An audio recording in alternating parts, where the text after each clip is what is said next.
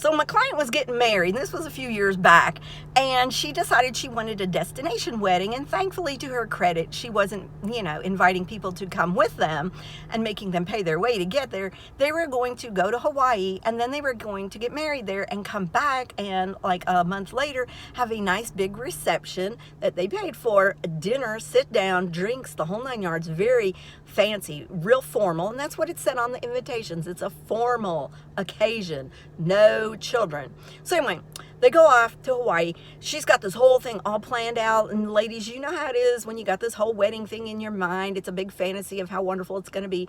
They were getting married by this lagoon where it had black swans, and it was just going to be the most awesome thing ever.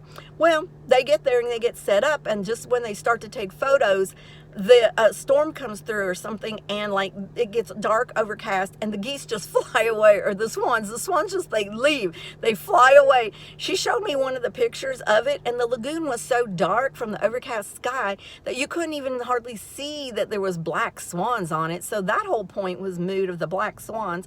So anyway, they get back.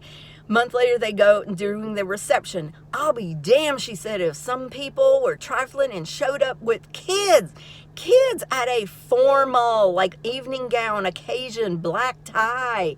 So she said some kids were running around. They knocked over the gift table. One of the stuff just fell. She said, like, gifts fell to the floor. Envelopes went away from the gifts that they came with. She didn't know who gave what off of that table. It was just a hot mess, everything. So when she had to write her thank you notes, she just had to be generic and thank them for the gift and their time coming. So during this whole melee of kids running wild and stuff, a storm blows through. I swear you can't make this up. It's hotter than Hades. It's in August. If you've ever been to the South in August, it's not just the heat, as they say, it's the humidity. You'll be dripping in sweat, dripping. So anyway, power goes off in this nice antebellum mansion that they've rented for this soiree. They're all there with candles and lighters and whatnot.